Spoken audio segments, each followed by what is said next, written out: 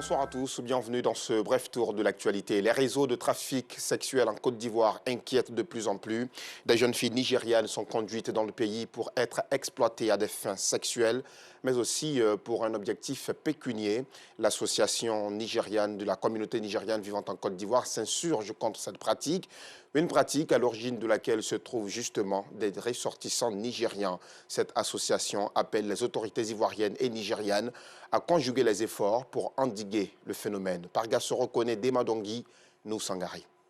Elles sont de nationalité nigériane. Ces jeunes filles âgées de 16 à 20 ans sont toutes des victimes du trafic sexuel. Parmi elles, cette jeune fille que nous décidons d'appeler Francine, transportée de Bola au Nigeria dans le but de vendre des vêtements et des chaussures en Côte d'Ivoire. Elle a été contrainte d'exercer l'un des plus vieux métiers du monde, la prostitution dans la ville de Korogo. When I came, I saw that... Quand je suis venue, elles m'ont demandé de m'asseoir quelque part. Et je les ai posé la question, où est le magasin que je devais gérer? Et la personne lui a dit non, que ce n'était pas un magasin que tu venais gérer, mais c'était la prostitution que tu venais faire. J'ai refusé de faire ce qu'on m'a demandé de faire. Donc on m'a frappé beaucoup. J'ai failli mourir. On m'avait dit que si je ne faisais pas ça, on allait me tuer et me jeter dans l'eau. J'ai constaté que ma patronne me voulait. Elle ne me donnait pas en fait la somme qu'elle devait me donner. C'est ce qui a fait que je me suis enfuie. Elle devait me donner 2 millions de francs CFA. Elle n'a pas donné. Cette autre fille, âgée de 16 ans, est aussi une victime de l'exploitation sexuelle. Et c'est dans un site d'exploitation de mines situé à Yamoussoukro qu'elle s'est retrouvée après avoir été déportée du Nigeria. Chaque soir, on nous faisait porter les petites culottes et on était obligé de s'asseoir quelque part et puis les hommes venaient nous prendre. Les clients nous donnaient 2000 et on donnait ensuite à nos patrons. On devait lui donner les 2000 jusqu'à ce qu'on atteignait 1 800 000 avant qu'elle allait nous le relâcher. Sur ce site, elle y a passé plus d'1 an dans la prostitution. J'ai rencontré un jeune homme qui m'a ensuite dit qu'il n'aimait pas le travail que je faisais et ce dernier m'a aidé à m'échapper. Il m'avait dit qu'on partait au Ghana. C'est là que je me suis enfuie. Ces filles ont pour la plupart été exploitées à des fins pécuniaires par des ressortissants nigériens. D'où l'indignation de cette communauté vivant en Côte d'Ivoire.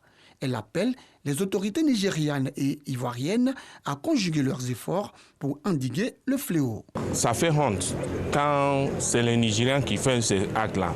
C'est pour cela qu'on appelle à l'autorité ivoirienne d'aider, mettre la main sur les acteurs de ce crime-là. On demande aussi à la population nigérienne, ceux qui sont dans ces actes-là, de ceci, parce que c'est inacceptable. On ne peut pas les laisser continuer à détruire la vie des enfants nigériens en Côte d'Ivoire. Celles qui ont pu s'échapper ont été recueillies par l'association de la communauté nigériane en Côte d'Ivoire. Elles sont gardées dans un lieu tenu secret en attendant leur rapatriement dans leur pays d'origine. De mai 2021 à ce jour, ce sont plus de 200 filles nigérianes victimes de trafic sexuel qui ont été rapatriées de la Côte d'Ivoire. Le portrait de ce jeudi sera celui de Kouadio, un ébéniste non-voyant, drépanocytaire. Il a perdu la vue en 2014 après des opérations. Marié et père de 5 enfants, ce cinquantenaire nous a séduit à travers son courage et son abnégation au travail pour faire face aux charges de sa famille malgré son handicap. Nous sommes allés à sa rencontre. Un portrait à voir ce soir. Ce 9 juin, les archivistes, record managers, conservateurs de documents et étudiants en archivistique sont célébrés partout dans le monde. Une journée qui vise aussi à rapprocher les populations des archives, très souvent considérées comme lieu de dépotoir. La démocratisation du métier d'archiviste et l'amélioration de la perception du grand public face à la notion d'archives sont, selon David Leitch, le secrétaire général de l'ICEA, le Conseil international des archives, le but de cette célébration universelle. Plusieurs milliers de Sénégalais ont répondu à l'appel de la coalition de l'opposition Yewwi Askan Wi, une manifestation qui a lieu pour dénoncer l'invalidation de la liste nationale des titulaires de la dite coalition aux prochaines élections législatives.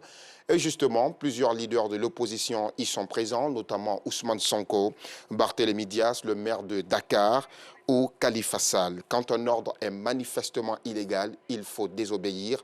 Notre seul ennemi est Macky Sall, a annoncé Ousmane Sonko. Voilà, c'est sur cette note que nous mettons un terme à ce flash. Rendez-vous à 19h30 pour la grande édition.